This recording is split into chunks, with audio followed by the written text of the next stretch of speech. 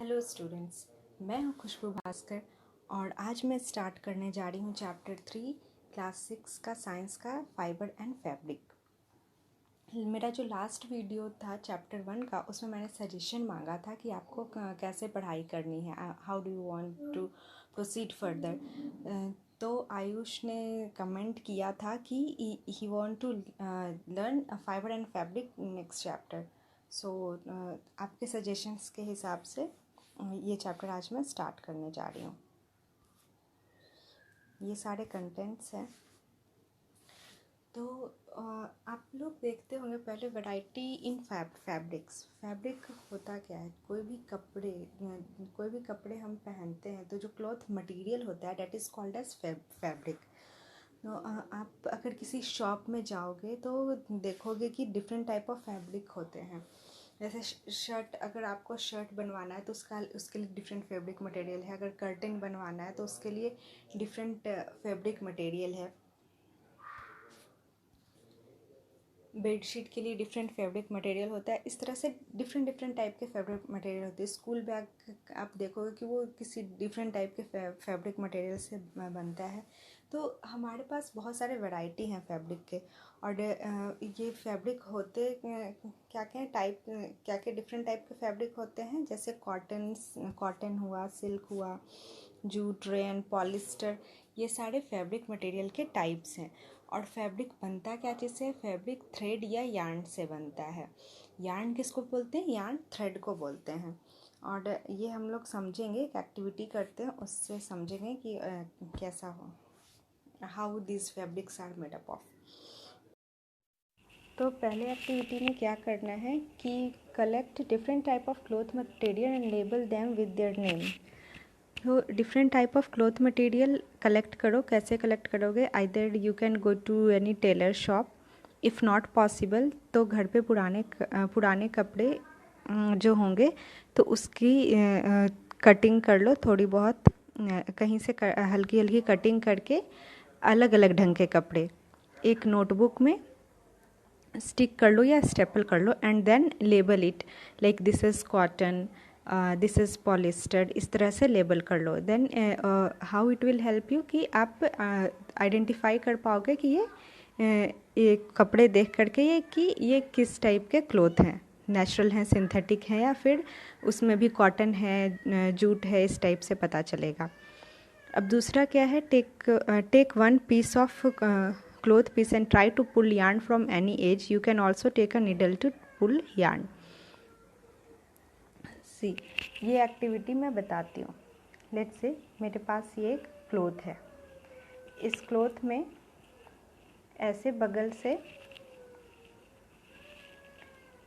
ऐसे यार्न निकला हुआ है। यू कैन सी यार्न निकला हुआ है।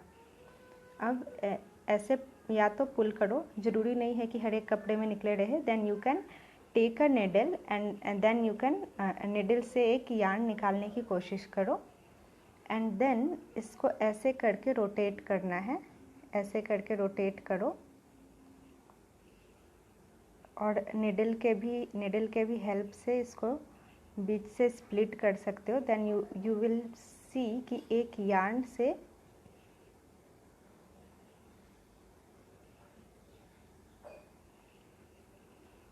ये यार्न है, राइट, इससे अलग अलग 2 या 3, ये देखो, ये मैंने स्प्लिट किया ऐसे।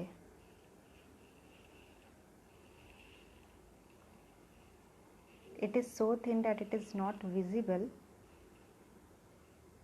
Can you see? एक यार्न से ये 2 अलग अलग स्टिल थिनर स्ट्रैंड्स हमें मिल रहे हैं। सो ये इससे भी थिनर स्ट्रैंड से ना ये फाइबर बना होता, फाइबर से ये यार्न बना होता है। So this is the activity. Now you can understand, right? ये फाइबर से हमने ऐसे ट्विस्ट करके यार्न बनाया और इस यार्न से हमने ये फैब्रिक बनाई है। तो this is for your understanding. तो हमने लास्ट एक्टिविटी से क्या सीखा कि fiber are made up of yarns and which are further made up of thin strands of fiber। मतलब फाइबर से यार्न बनता है और यार्न से फैब्रिक बनता है, ठीक है। अब दो टाइप होते हैं फाइबर के, एक होता है नेचुरल और दूसरा होता है सिंथेटिक। तो natural fibre, as name suggest, natural fibre are made up of plants and animals. अब इसके एग्जाम्पल क्या है? Cotton, wool, silk, jute. अब इसमें कॉटन एंड जूट जो है वो ऑब्टेन होता है हमें प्लांट से। Cotton and jute are obtain from plants and wool is obtain from fleece of sheep, goat, rabbit, animal के फ्लीस से ऑब्टेन होता है। अब फ्लीस क्या होता है? Fleece is hair. जैसे शिप है, शिप का जो हेयर होता है उससे हम ऊल ऑब्टेन करते हैं, इस टाइप से अलग अलग एनिमल से। अब रैबिट है तो उसका फर ऑब्टेन करते हैं, फर जो यूज़ होता है टेडी बियर्स ये सब में। And silk fibre is drawn from cocoon of silk worm. Silk moth is a type of insect जो कि एग देता है और एग में वो एक ढंग से वीव करता है some kind of fibre and that is called as silk. उस वहाँ से हम सिल्क ऑब्टेन करते हैं। एंड दीज नेचुरल फाइबर्स का कुछ फीचर्स है, जैसे these are comfortable to use and they are good absorbent of heat, water, sweat depending on condition and nature of natural fibres. अब सेकेंड टाइप हमारा क्या है? Synthetic fibre. सिंथेटिक फाइबर, इसका example है रेयन, पॉलिस्टर। एंड जैसे कि हम लोग नेचुरल फाइबर होता है प्लांट और एनिमल्स से ऑब्टेन करते हैं, तो सिंथेटिक फाइबर क्या वो सब से ऑब्टेन नहीं करते, हम लैब में प्रिपेयर करते हैं with the help of chemicals. And क्यों, मतलब हमें ज़रूरत क्यों पड़ी सिंथेटिक फाइबर बनाने की? We already have natural fibres, then why do we need synthetic, right? ये क्वेश्चन उठ सकता है ना हमारे मन में, because these are easy to maintain. Cotton में आपने गेस किया होगा, सोचा होगा कभी कि उसमें अगर कुछ दाग लग जाए, आप कुछ खाओ, दाल खाओ, सब्जी खाओ, उसका दाग लग जाए तो उसमें से हटाना बड़ा मुश्किल होता है। बट अगर सिंथेटिक कपड़े हैं, सिंथेटिक पॉलिस्टर ये सब है, उसमें से दाग तुरंत निकल जाता है। एंड ये रफ़ एंड टफ़ होता है, आयरनिंग वगैरह की भी उतनी ज़रूरत नहीं होती है।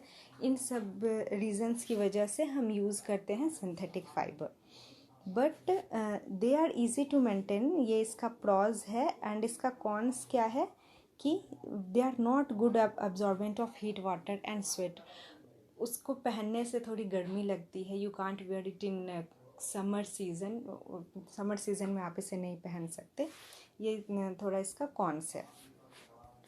Now we will move to next topic, that is some plant fibres. हमने सीखा कि cotton and jute, these two fibres are plant fibre. अब हम इन दोनों के बारे में पढ़ेंगे। पहला है cotton. So cotton is grown at fields at places having black soil and warm climate. तो जहाँ पर ब्लैक सॉइल और वार्म क्लाइमेट होता है वहाँ पर कॉटन का कल्टीवेशन होता है। और इस टाइप के स्टेट्स कौन है जहाँ पर इसका कल्टीवेशन हो सकता है? जैसे पंजाब, गुजरात, महाराष्ट्र, कर्नाटक, मध्य प्रदेश, ये सारे स्टेट्स में कॉटन की खेती होती है। ये आप देख सकते हैं, ये कॉटन फील्ड है। और fruit of cotton plant are about the size of lemon. तो जो कॉटन उल या कॉटन बॉल जिसको हम बोलते हैं, वो फ्रूट होता है कॉटन प्लांट का, और ये लेमन के साइज़ का होता है। Cotton balls burst open and seed covered with cotton fiber can be seen after maturing. तो वो जो कॉटन का जो फ्रूट होता है उसमें वो मतलब ऐसे फट जाता है, मतलब खिल जाता है, एंड उसमें you can see seeds in the cotton balls. तो अब उस कॉटन बॉल को, कॉटन बॉल से जो सीड को सेपरेट करने का जो प्रोसेस होता है उसको हम लोग गिनिंग बोलते हैं। Fibres are separated from seeds by combing, this process is called ginning. इस प्रोसेस को गिनिंग बोलते हैं। और ये रिमूव कैसे किया जाता है? कॉम्बिंग, जैसे हम कंघी करते हैं ना बाल को संवारने के लिए, in the same way we do combing of combing of cotton balls from where seeds can be separated from the balls. ये देखिए हाथ से यहाँ पर हो रहा है, हाथ से कॉम्बिंग किया जा रहा है। It can also be done by machine, machine से ऐसे करते हैं। इस टाइप से मशीन होता है जिसमें इधर से हम फेड करते हैं कॉटन बॉल्स को जिसमें सीड्स होते हैं, और ये सीड्स ब्रशेज ये सारे रिमूव करके इधर हमें क्लीन कॉटन मिलता है, कॉटन फाइबर मिलता है। अब हम देखेंगे जूट का कल्टीवेशन कैसे होता है। So jute fibre is also obtained from plant, that is jute plant only. Jute का प्लांट होता है उससे ऑब्टेन किया जाता है, and it is cultivated during rainy season. हमने देखा कि कॉटन का कल्टीवेशन वार्म क्लाइमेट में होता है, अनलाइक कॉटन जूट का कल्टीवेशन रेनी सीजन में होता है। और मेनली किस स्टेट्स में होता है, वेस्ट बंगाल, बिहार एंड असम। और इसका जब फ्लावरिंग स्टेज होता है, जब जूट के प्लांट में फूल खिलते हैं, उस टाइम में इसका हार्वेस्टिंग किया जाता है। Stem of harvested plant is immersed in water for 4 to 5 days।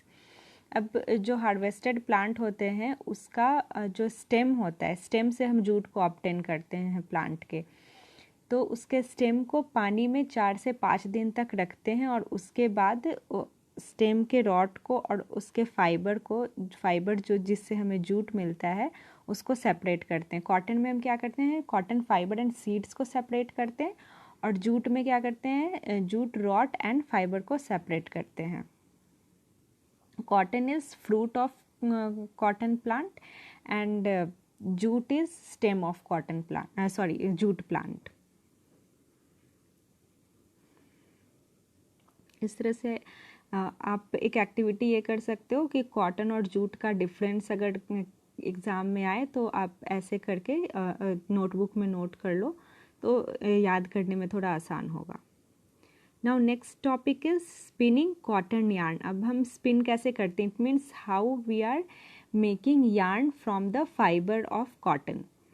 So the process of making yarn from fiber is called spinning। spinning yarn बनाने के process को बोलते हैं फाइबर से। Fibers from mass of cotton wool is drawn out and twisted to form a yarn। तो हमने last activity में देखा था ना कि ऐसे स्प्लिट करते हैं, यार्न को स्प्लिट करते हैं तो उसमें से और थिनर थ्रेड निकलते हैं। तो उस तरह से उसको कैसे हम लोग उसको थ्रेड बनाते हैं वो प्रोसेस को देखेंगे। अब इसमें भी हम हैंड ऑपरेटेड भी होता है। एक तकली है, इससे कॉटन यार्न बनाते हैं या फिर चरखा से बनाते हैं। Charkha was most popular due to Gandhi ji. वो अपना खुद का बनाया हुआ कपड़ा पहनते थे। So hand takli and charkha are used for spinning. ये दोनों का यूज़ किया जाता है स्पिन करने के लिए, यार्न बनाने के लिए। एंड लार्ज स्केल पे ये मशीन के भी हेल्प से होता है।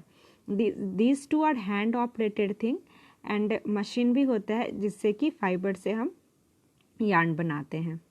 ये देखिए तकली में क्या होता है, इसमें वहाँ पर बांध देते हैं फाइबर को, एंड देन उसको रोटेट कर करके हम लोग ऐसे थ्रेड बनाते हैं।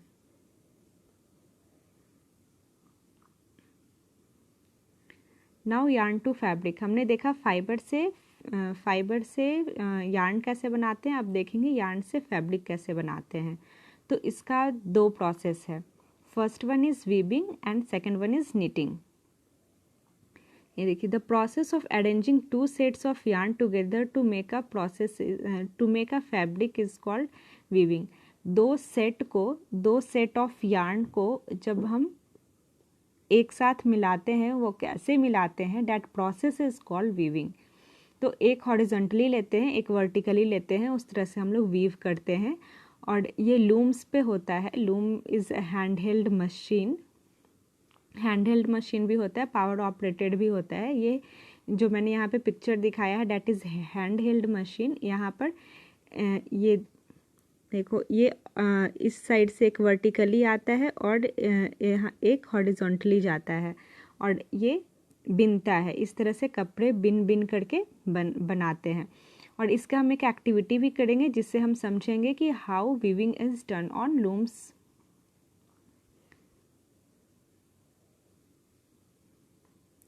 So this is the activity.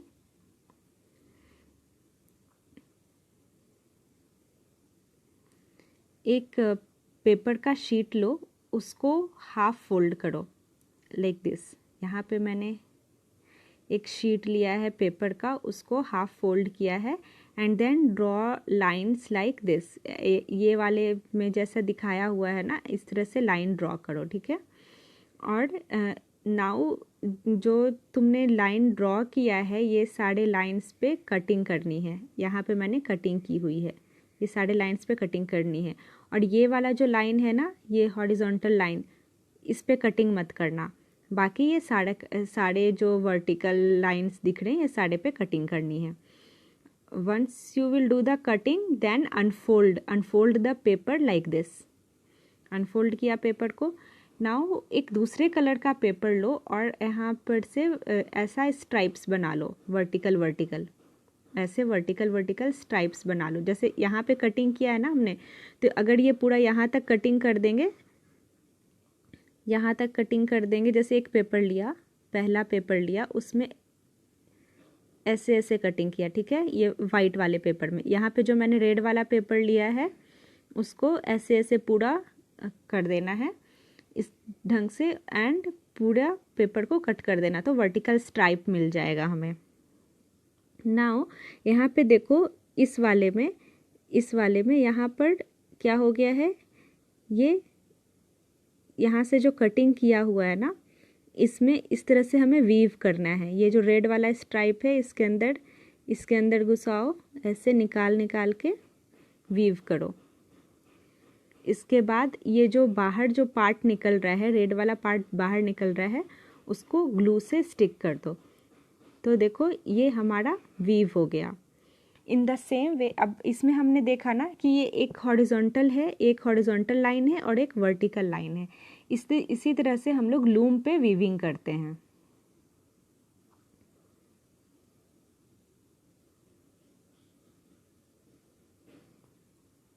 Now दूसरा मेथड क्या है, जिससे हम यार्न से फैब्रिक बनाते हैं, डेट इज़ निटिंग। तो वीविंग में क्या होता है, हम दो सेट को अरेंज करते हैं एक साथ। यहाँ पे सिंगल यार्न से ही हम बनाते हैं।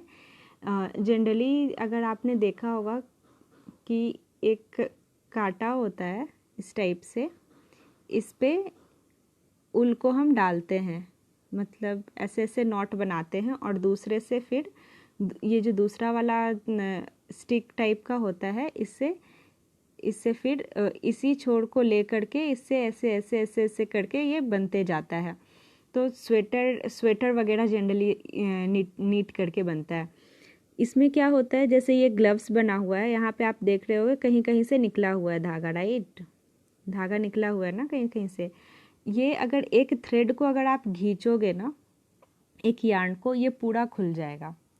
बिकॉज वो एक क्यों निकलता है, क्योंकि यहाँ पे सिंगल यार्न से ही प्रिपेयर होता है, वो वीव करके नहीं बनाते।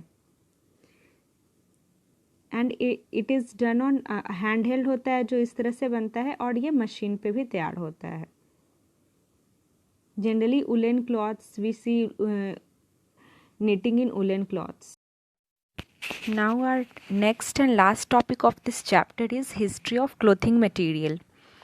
ये अब हम देखेंगे कि कैसे क्लोथिंग मटेरियल जो आज हम कपड़े पहन रहे हैं, ये इसका इवोल्यूशन कैसे हुआ। तो एंशियंट टाइम में, बहुत पुराने ज़माने में, जब लोग सिविलाइज्ड नहीं थे, उस समय भी लोग कपड़े पहनते थे, राइट। तो क्या वो आज के जैसे कपड़े पहनते थे? नहीं।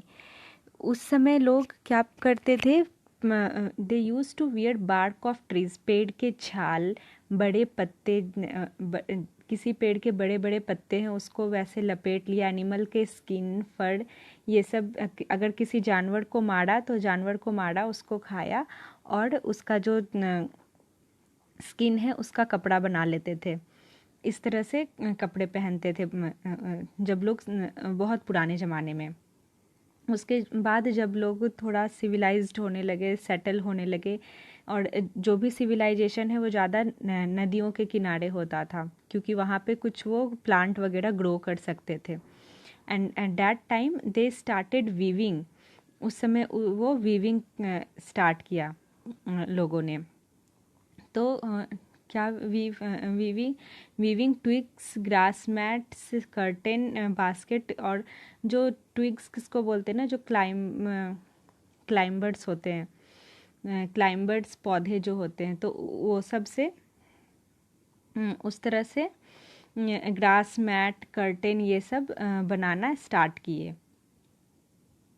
फिर vines, animal hair are twisted into long strands, और यार्न किस तरह से बनाते थे, जैसे वाइन हो गया, क्लाइंबर्स हुए, उसको ऐसे ट्विस्ट कर करके ये और एनिमल हेयर से लॉन्ग स्ट्रैंड्स बनाते थे। In India cotton use to grow in region near the river Ganga, और जैसे कि मैंने बोला ना कि रिवर के बगल में सिविलाइजेशन स्टार्ट हुआ था, तो कॉटन पहले कहाँ पे फर्स्ट कल्टीवेशन कहाँ पे स्टार्ट हुआ, गंगा रिवर के बगल में। And flax is natural fibre, flax भी एक नेचुरल फाइबर है जिसका भी फैब्रिक बनाने में यूज़ होता है। इजिप्ट में क्या हुआ था, कॉटन और फ्लैक्स का कल्टीवेशन नाइल रिवर, वहाँ का जो सबसे बड़ा रिवर है वो नाइल रिवर है, उसके बगल में कल्टीवेशन स्टार्ट हुआ। And that type people use to wear draped clothes, और उस समय में वीविंग करना तक सीखे थे। They don't know how to stitch clothes and wear, आज के ज़माने की तरह सिले हुए कपड़े नहीं पहनते थे, जो कपड़ा बुना वही कपड़ा वैसे लपेट लेते थे अपने बॉडी में। और जब नीडल का इन्वेंशन हुआ, then people started wearing stitched clothes. तो इस पे आप खुद भी गूगल करके थोड़ा और एक्सप्लोर कर सकते हो अगर आपका इंटरेस्ट हो तो। यहाँ पे हमारा चैप्टर ख़त्म होता है।